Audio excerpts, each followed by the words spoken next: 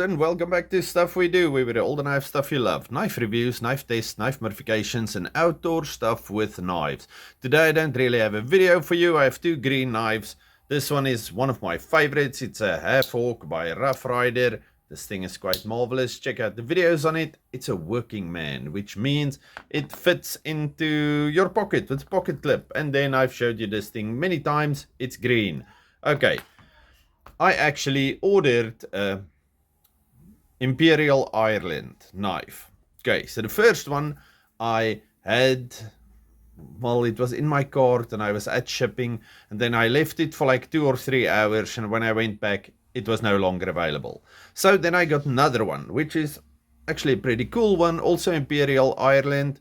And it's red, and it's got like a big spear blade, and it's just wonderful. 1960, 1970, around there, all kinds of wonderful, but it did not arrive today. So I'm floating it. We'll do the Imperial Ireland for St. Patrick's Day over the weekend, which is maybe better because I can't really drink beer now. But my daughter surprised me. This morning, my son and I were pinching each other for not wearing green. And then this afternoon, when I got home with my son, all of a sudden, everything was green. The loo water was green. We had cream soda, which is green, here in South Africa at least.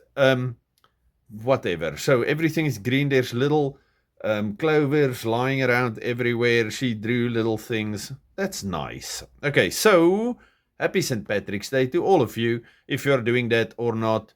And then we'll look at the actual knife this weekend. All of you stay safe, happy, have a good one. Just a quick little video. Goodbye.